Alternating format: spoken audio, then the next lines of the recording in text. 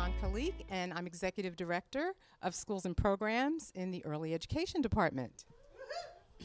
Yeah. My name is Joy Akachi. I'm the PBIS coach at John McLaren, and PBIS stands for Positive Behavior, Intervention, and Supports. Good evening. My name is Carla Zambrano Armijos, and I am a family support specialist at John McLaren. Hi, I'm Katrina Beltran. I'm the instructional coach at John McLaren. And my name is Nicole Scott. I'm the principal at John McLaren Early Education School. Hi, y'all. I'm Keith Chernin. I'm a TK teacher at the John McLaren School.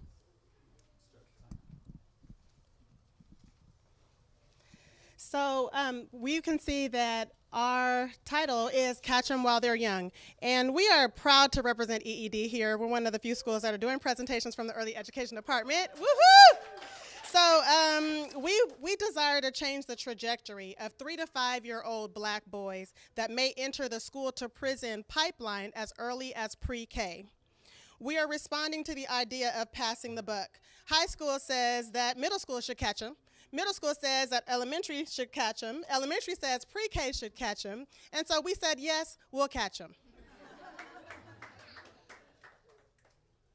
So did you know that in SFUSD, only 43.4% of African American youth were on track to graduate from high school? Did you know that 52% of African American preschool students were ready for kindergarten in 2015, 2016? Did you know that African American students made up 7.6% of the total student population, yet represented 44% of total suspensions in a school year? At John McLaren, the demographics show that 11.5% of our students are African American boys. Yet they represent 98% of office referrals based on behavior observation reports that teachers fill out.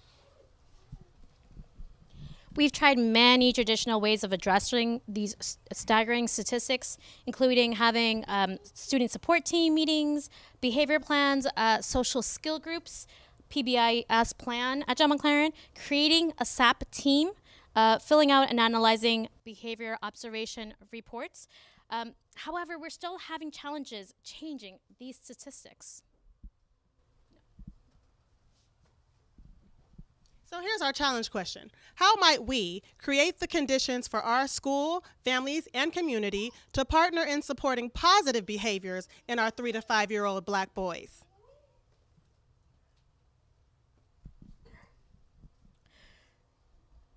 In order to gather the research and understand our challenge questions, we did 4 things. We interviewed families, we shadowed and observed students, we had a community and family meeting, and then we did one-on-ones with teachers. And what we found, the key insights that we found was that building relationships were imperative. We also found that we need to have an understanding of the student, the family, and the context. We need to build awareness of ourselves. We need to understand the functions of these behaviors, but most importantly, we need to ensure that the solution is sustainable and replicable. So we took these key insights and we created a solution that has 4 major components. Our solution addresses all of the key insights that we had, but we really decided that relationships was that base really important thing. So we're thinking about teacher to student to family relationships. We're thinking about peer-to-peer relationships, family-to-family relationships, the broader community relationships with the school community, and then this ongoing mentorship piece is kind of it brings it all together and allows us to our impact to be more sustainable for when students leave John McLaren. So that first component piece is something we're going to call teacher time. You can think of teacher time as an individual field trip for one of our focal students. So a teacher will identify a student that needs this support. They'll think about what the student's interested in, what the student likes. They'll, with the iLab team, think of a field trip that would be really exciting for that student to do with the teacher and the family all together. They'll go on the outing, they'll share a meal together, there will be some guiding questions that will help everyone get to know each other better. It'll all be paid for. And then the family, student, and the teacher will all come back to the school. And for the latter half of the day, they'll spend the time in the classroom with the student and the teacher, starting to build a partnership so that that student can be successful in the classroom as well. The second component would be McLaren Spirit Days. So this would increase the sense of belonging for our students and families. It'll give us an opportunity to give them some positive attention. It'll give students opportunity to showcase their skills that they probably wouldn't be able to in the classroom and develop as leaders. So this would happen every first Friday of the month, and it would be around a specific theme. So it might be around sports or art, and it would be set up as like a skills camp, and they would learn specific skills. They would also be able, it'll give the students opportunities to demonstrate their skills and learn about how to self-regulate their bodies, which is really important with 3 to 5-year-olds. They'll learn about sportsmanship and teamwork, and they'll be able to access academic content and social-emotional content as well through these days. Yep, and these would happen, on and off-site as well. The third component to our solution is community knowledge share, and we want to make sure that's interactive. I'm going to go into about what that looks like, but essentially what we will attain by having this community interactive knowledge share is that the school will be able to develop knowledge and understand the students that come to the John McLaren, the families that come to John McLaren, and the context in which they come to us. It'll allow all stakeholders to understand and address the functions of behavior, so that includes the teachers, family, and community to know more about behavior and what behavior means, because behavior has a meaning.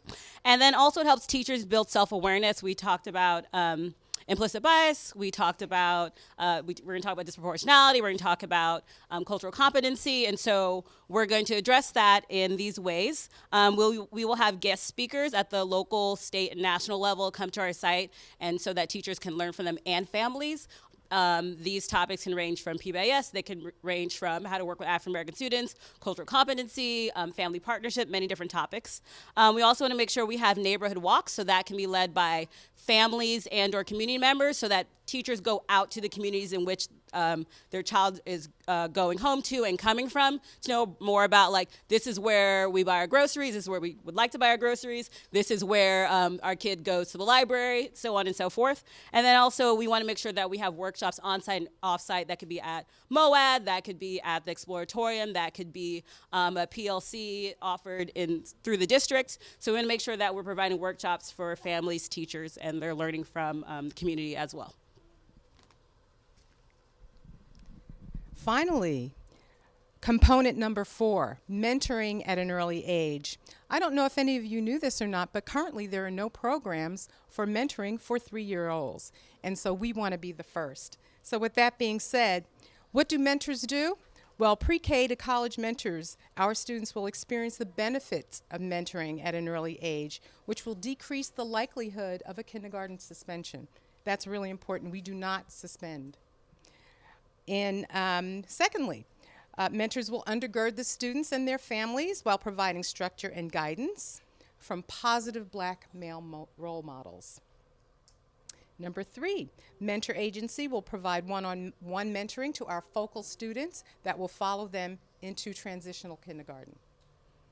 And then finally, the mentoring agency, the mentorship, will also give us an opportunity to give a warm handoff to other mentoring agencies in San Francisco's in our communities, such as Back on Track Tutoring, Boys and Girls Club, College Track, all these wonderful agencies that we know do wonderful things for our kids in San Francisco.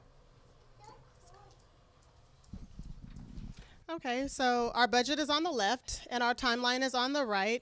And as you can see, we are asking for a total of $14,000 for these reasons that are listed on the left. I'll just give you a few seconds to look those over.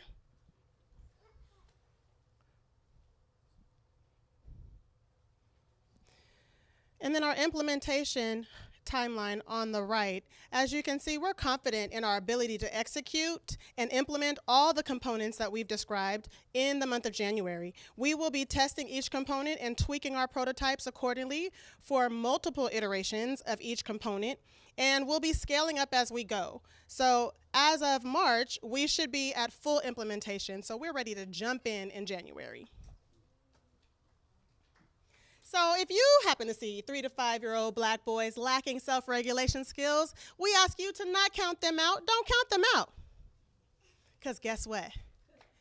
Their lives are not finished, their story's just begun. Here at John McLaren, gonna catch them while they're young. Their lives are not finished, their story's just begun. Here at John McLaren, gonna catch them while they're young. One more time. Life is not finished, their story's just begun. Here at John McLaren, gonna catch them while they're young. Hold on, team. We have a special person in the audience. It is Ello. Hi, Ello. Ello, you used to go to John McLaren. Woo! And we have his brother, Braylon. Braylon is here. Braylon is currently at our school, and Ello was going to sing with us, but he says no thank you right now. So we're just going to end right here with their lives are not finished, their story's just begun. Here at John McLaren.